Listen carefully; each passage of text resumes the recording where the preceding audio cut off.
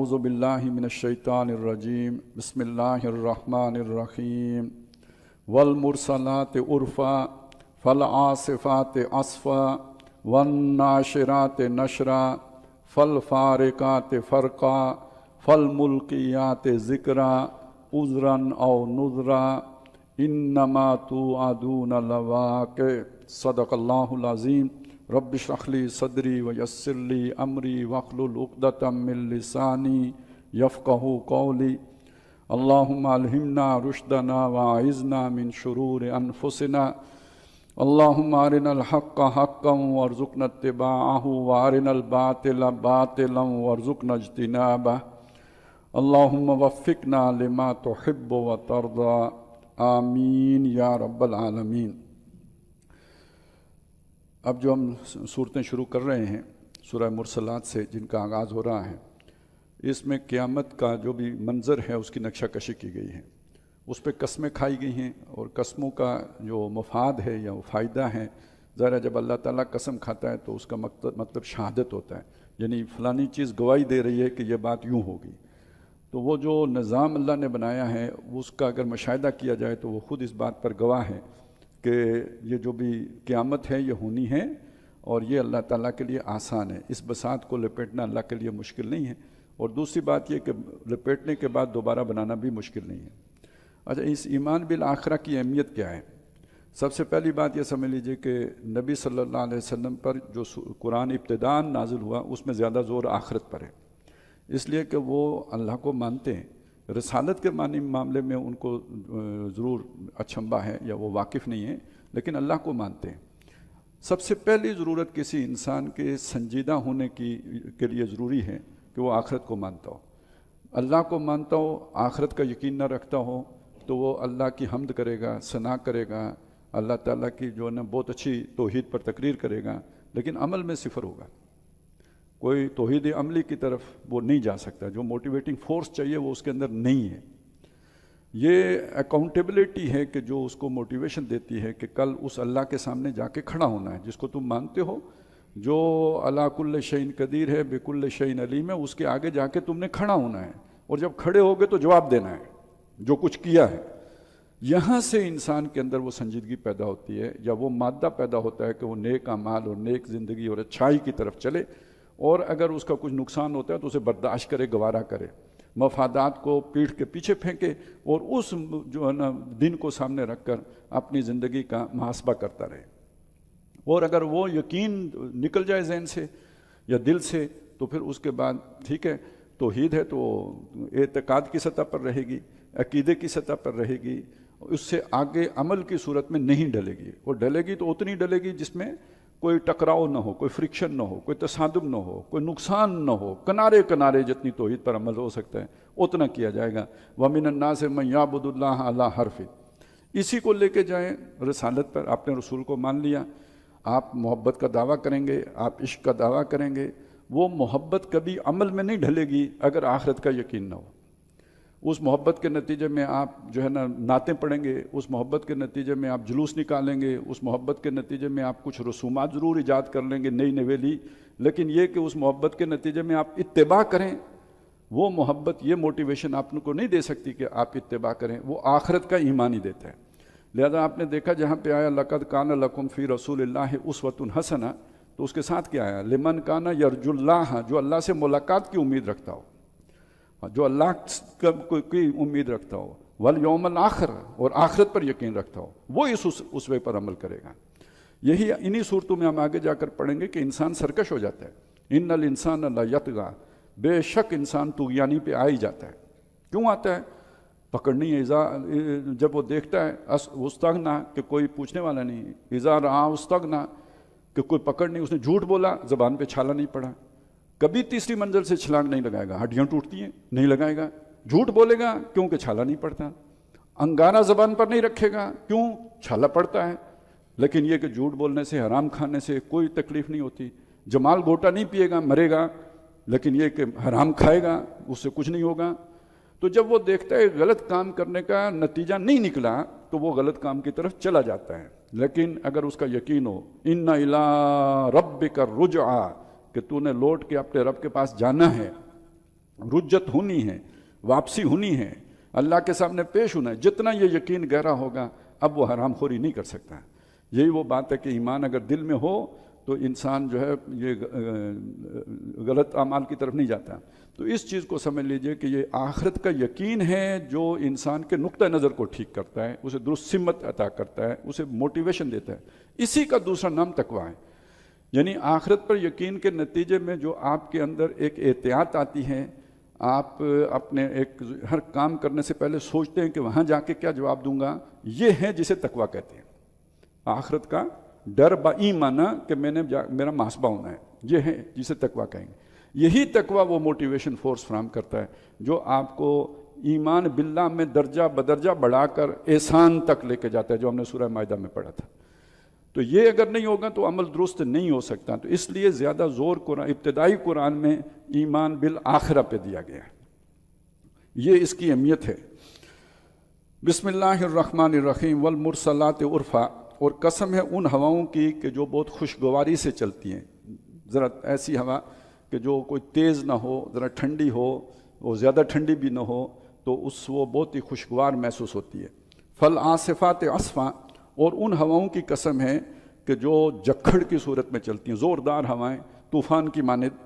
والناشرات نشرا، تو پھر وہ ابارنے والی ہواؤں کی قسم ہے.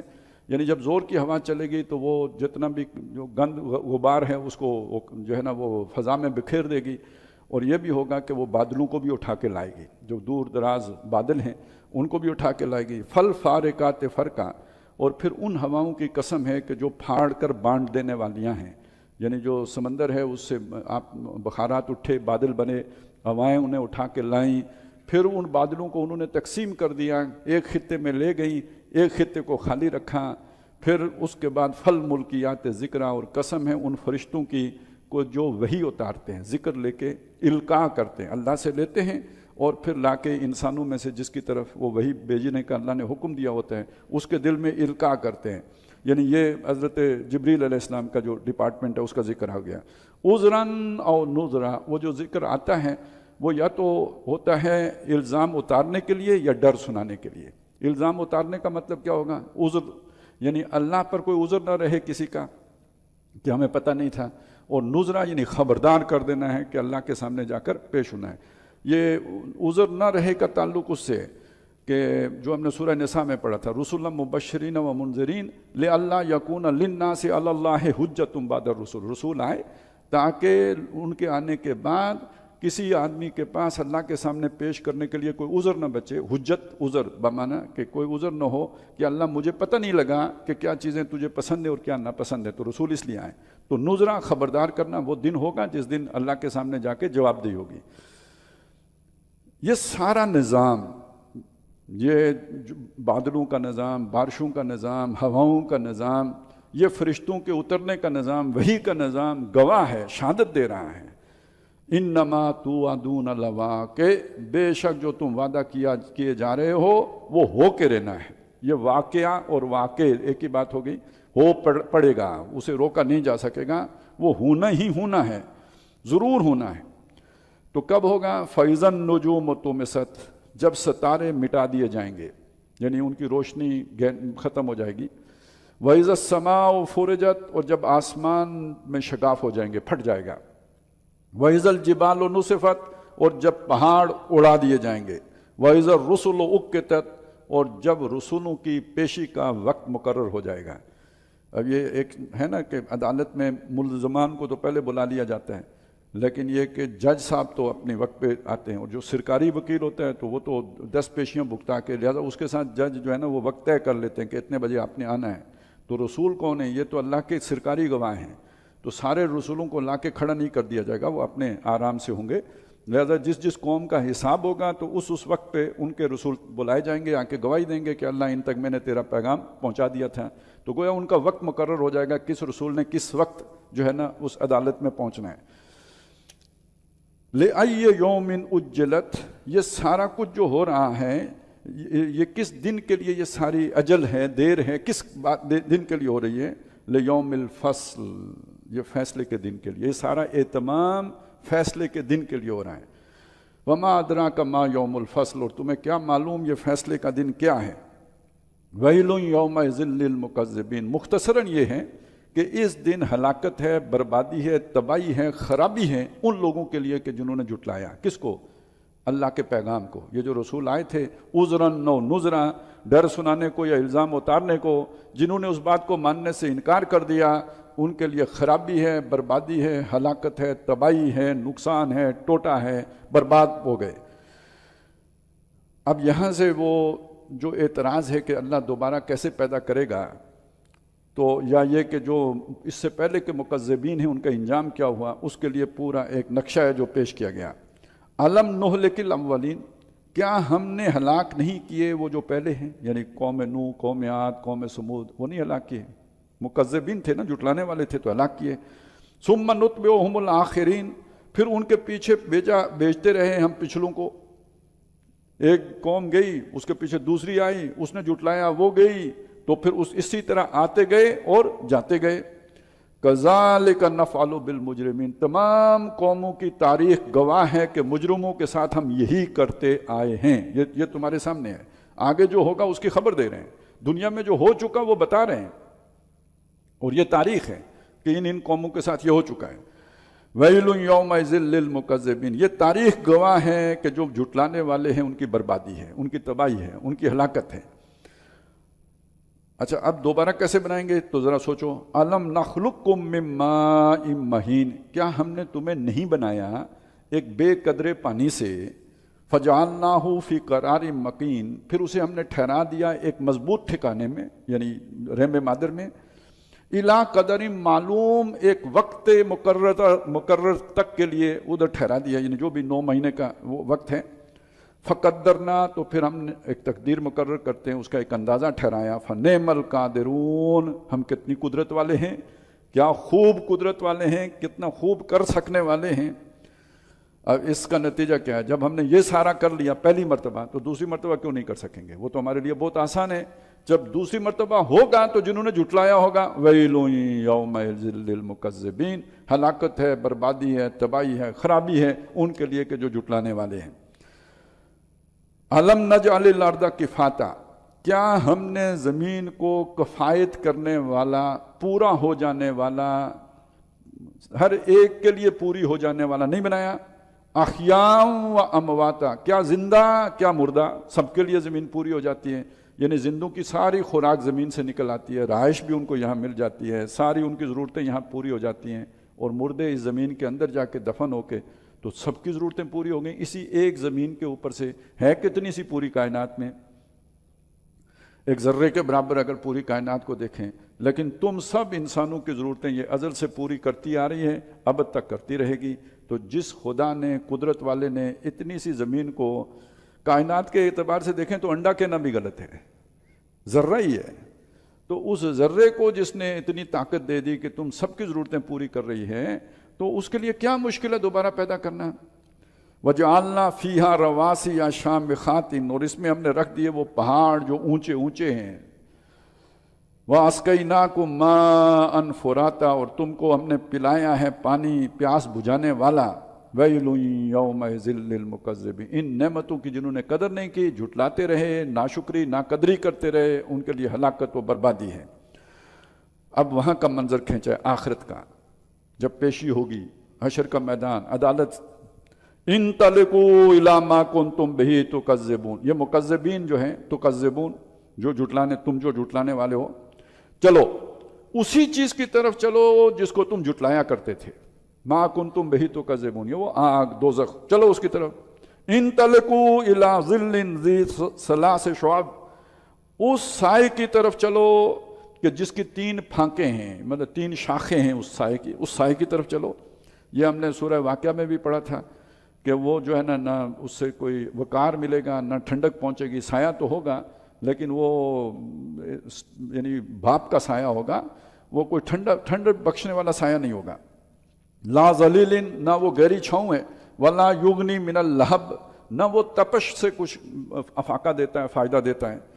انہا ترمی بشرر کالقصر، وہ جو آگ دکھائی گئی ہوگی وہ پھینکتی ہے، یہ جیسے نیزہ پھینکتے ہیں نا اسے یعنی وہ بلکہ وہ جو پتھر بھی مارتے ہیں اسے بھی رمی کرنا کہتے ہیں، تو وہ پھینکتی ہے بشرر، ایسی چنگاریاں کل کسر جیسے محلات ہوں۔ آپ ذرا سوچیں نا، ایک آگ ہے اس کے اندر سے چنگاری نکلتی ہے، کتنی سی ہوتی ہے؟ تو تندور میں آگ ہے یا بھٹی میں آگ ہے، تو اس آگ کا تصور کرو جس سے جو چنگاری نکلتی ہے وہ بڑے بڑے محل جتنی ہوتی ہے، وہ آگ اس طرح دہکائی گئی ہوگی، کأنہ جمالۃ صفر، اور وہ چنگاریاں ہیں جیسے کہ زرد رنگ کے اونٹ ہوں۔ ویل یومئذ للمکذبین، تو جنہوں نے اس آگ میں جھلسنا ہے ان جھٹلانے والوں کے لیے ہلاکت، بربادی اور خرابی ہے۔ ھذا یوم لا ینطقون، یہ وہ دن ہے کہ جس دن وہ بولیں گے نہیں۔ آج دنیا میں بہت تقریریں کرتے ہیں، غلط بیانیاں کرتے ہیں، جھوٹ بولتے ہیں، اپنے غلط کام کی جسٹیفیکیشنیں دیتے ہیں، وہاں بولیں گے ہی نہیں، بالکل چپ، لب سیلیں گے۔ وَلَا یُوزَنُ لَهُمْ فَیَعْتَذِرُونَ، نہ ہی انہیں اجازت ملے گی کہ معذرتی کر سکیں، اپنا کوئی عذر پیش کر سکیں، معافی مانگیں۔ وَيْلٌ يَوْمَئِذٍ لِّلْمُكَذِّبِينَ ھذا یوم الفصل، یہ ہے یوم الفصل۔ وہ پیچھے بات سوال کھڑا ہوا تھا کہ وما ادراک ما یوم الفصل، تمہیں کیا معلوم کہ یوم الفصل کیا ہے؟ یہ سارا بیان کر کے آخر میں بتائیں وہ جو سوال ہوا تھا کہ یوم الفصل، یہ ہے یوم الفصل۔ جمعناکم والاولین، تم کہتے تھے کیسے زندہ کریں گے، تو ہم نے جمع کر لیا نا تم کو بھی اور پہلوں کو بھی۔ یہ سوال بار بار پوچھتے تھے نا، آباؤنا الاولین، کیا ہمارے پرانے آباء و اجداد بھی اٹھ کے آ جائیں گے؟ تو ہم نے تم کو بھی جمع کر لیا، تمہارے آباء کو بھی جمع کر لیا۔ فَإِن كَانَ لَكُمْ كَيْدٌ، تم بڑی سازشیں کرتے تھے، بڑے منصوبے پکاتے تھے، بڑی تدبیریں لڑاتے تھے، تو آج اگر کوئی تدبیر کر سکتے ہو، منصوبہ بنا سکتے ہو، آباء بھی آ گئے ہیں تمہارے پرانے، سارے مل کے کوئی اگر قید کوئی چلا سکتے ہو، فَقِیدُون، تو چلو اپنی چال، کوئی اگر تمہارے بس میں ہے۔ وَيْلٌ يَوْمَئِذٍ لِّلْمُكَذِّبِينَ، کوئی چال نہیں چلے گی، ہلاکت و بربادی ہی ہوگی جھٹلانے والوں کے لیے۔ یہ تو اس طرف کا نقشہ ہے۔ وہ لوگ جو دنیا میں تقویٰ کی زندگی جنہوں نے بسر کی، جو پہلے ہی سے اس دن سے آگاہ تھے اور اپنے عمل کو اس کے تابع رکھ کے کرتے رہے، وہ متقین ہیں۔ ان للمتقین فی ظلال وعیون، بے شک جو متقی ہوں گے وہ صحیح معنی والے سائے میں ہوں گے، جسے سایہ کہتے ہیں۔ وہ تو دھوکہ ہوگا جس سائے میں وہ ہوں گے، اصلی سایہ یہ ہوگا جس میں وہ ہوں گے۔ وعیون، اور چشموں میں ہوں گے، نہروں میں ہوں گے۔ وفواکہ مما یشتہون، اور پھل میوے ہوں گے قسم قسم کے جیسے وہ چاہیں گے۔ کلو وشربو ہنیئا، کھاؤ پیو خوب مزے کے ساتھ، بما کنتم تعملون، جو تم محنتیں کرتے تھے، جو تم نے عمل کیے ہیں اس کے بدلے میں۔ انا کذالک نجزی المحسنین، نیکوکاروں کو، احسان کرنے والوں کو ہم اسی طرح بدلہ دیتے ہیں۔ ویل یومئذ للمکذبین، لیکن جو جھٹلانے والے ہیں ان کے لیے بہت بربادی ہے، تباہی ہے۔ کلوا وتمتعوا قلیلا، انہیں گویا کہا جا رہا ہے جو جھٹلانے والے ہیں اس وقت جو موجود ہیں، ان سے خطاب ہے قرآن کا کہ کھا لو اور فائدے اٹھا لو، دنیا کے مزے لوٹ لو جتنے لوٹ سکتے ہو۔ قلیلا، لیکن ہے زندگی تھوڑی سی، 50-60 سال ہی یہ مزے تم اڑا سکتے ہو۔ انکم مجرمون، تم مجرم ہو، تم نے آخرت کو پس پش ڈالا، تم نے اللہ کی کتاب کو پس پش ڈالا۔ انکم مجرمون ویل یومئذ للمکذبین وَإِذَا قِيلَ لَهُمُ ارْكَعُوا لَا يَرْكَعُونَ، جب ان سے کہا گیا کہ جھکو، عاجزی کرو، گھمنڈ نہ کرو، تکبر نہ کرو، تو وہ نہیں جھکتے۔ وَيْلٌ يَوْمَئِذٍ لِّلْمُكَذِّبِينَ فَبِأَيِّ حَدِيثٍ بَعْدَهُ يُؤْمِنُونَ، تو اس قرآن کے بعد، اس حدیث کے بعد آخر کس بات پر وہ ایمان لائیں گے؟ کیا شے ہے جو انہیں قائل کرے گی؟